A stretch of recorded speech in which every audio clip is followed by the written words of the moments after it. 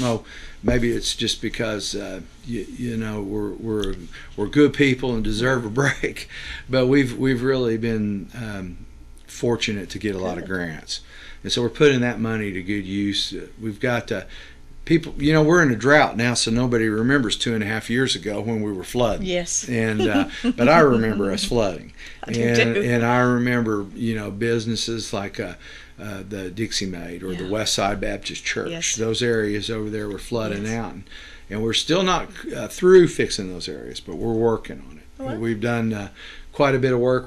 We'll be doing more work in 2012, and we have some grant funds to do that with. Good. And we're in line to get some really huge grants. Oh, I like to hear that. Yeah, Huge. yeah. What about the water? You know, when you first came here, we were way substandard, and now we're above. Well, we are not way substandard anymore, and I'll never, I'll never want it to let it get like that again. Yeah. But yeah, we still have a ways to go. We still have issues sometimes. We know what the problem is. We've been able to correct the problem, but unfortunately, we're at the mercy of Texarkana Water Utilities and the International Paper Plant. Right. They've got to send us a water within a certain parameter with a certain amount of chlorine in it. Uh-huh. If they send it with too much, we have trouble, even today. So we had an issue not too long ago where we thought we had everything worked out with them. And we do. From our perspective, we have everything worked out. All they need to do is send us the water how we've told them we want With these specs. With these specifications. Yeah. And then we're good to go.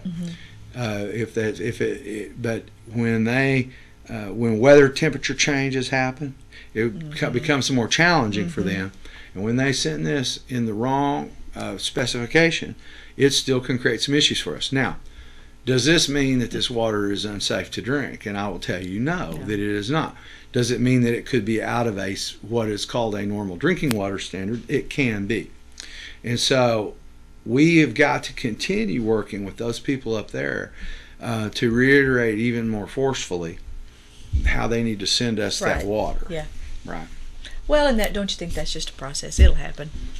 Well, it will. Yeah. It will. But some of this stuff is not really rocket science, and it can be quite frustrating when you've identified a problem and it's not and someone doesn't take it as seriously as I do. Yeah. Yeah. Well, that's why you're in this position. Maybe so. Yeah. Yeah. What about the sewer treatment plant? Didn't you say we're going to have to do some upgrades there? And we are. We've got the money to do that now, and we're beginning that process. In fact, next month. Good. For the longest time, we haven't been able to talk to the plant, and by that I mean the plant is electronically controlled. Okay. But we have no means of telling the plant, hey, why don't you do something different?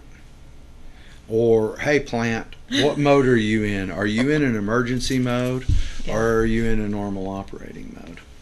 And those interfaces between the human and the electronic controls have been gone for many, many, many, many years. Really? And so that's the first thing that we have had to do, is to budget and find the money. Right.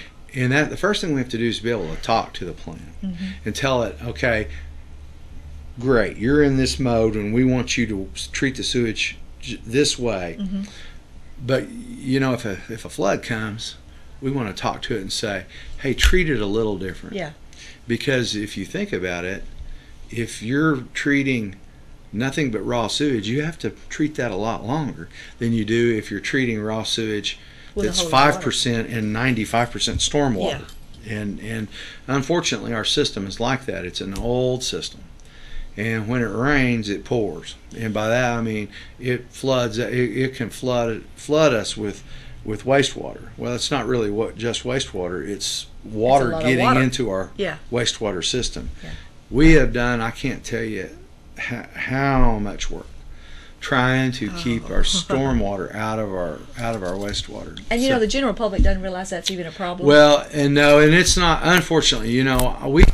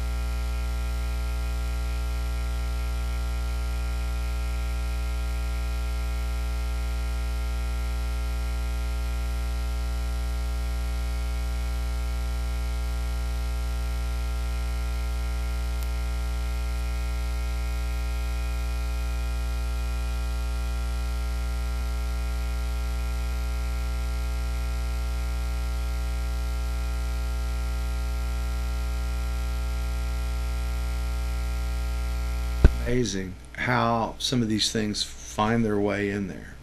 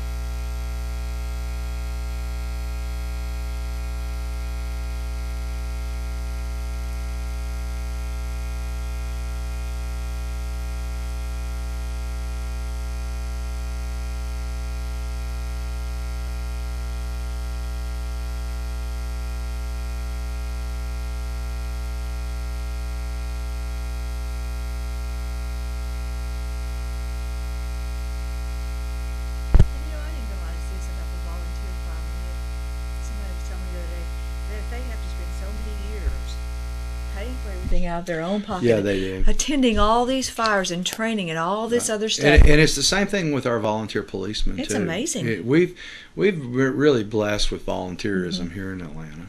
My brother-in-law's been on the volunteer police department forever. He loves it.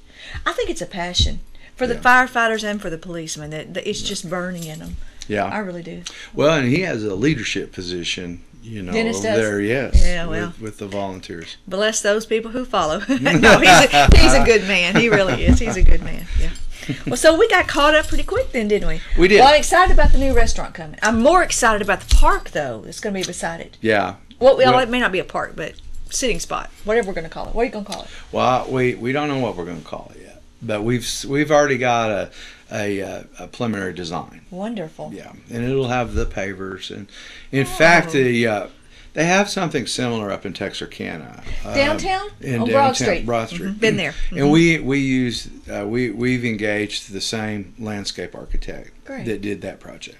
It's going to be great. I just can't wait to see it. Yeah. Think by spring we'll have that? No. Oh, well. Not by early spring. Summer? Yes. Well, that's not too. That's just 6 months away. Yeah.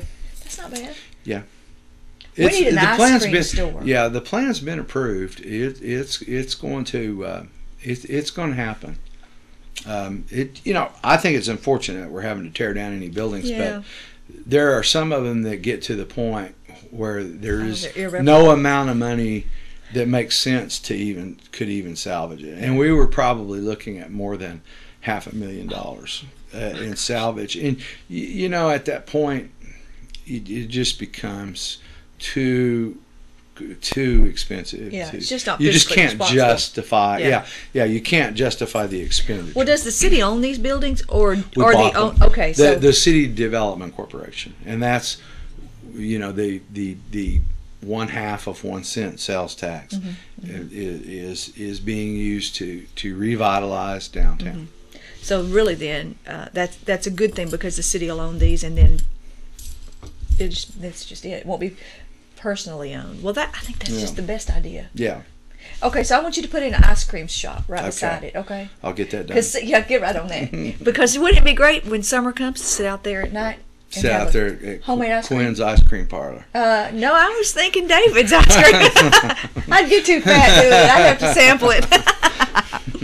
Well, all right. Well, we're caught up now of what's been happening and what's going to happen. So keep your eyes open. And let me encourage you. It takes a village to have a town. It really does. So go downtown. Spend your money in Atlanta. Spend your money eating in Atlanta. We've got some great restaurants, even out on the Loop and downtown too. But spend your money here. That's what I urge you to do this week. So just go out and spend your money here, and catch us again next week. Be sure and tune in, and y'all have a Merry Christmas.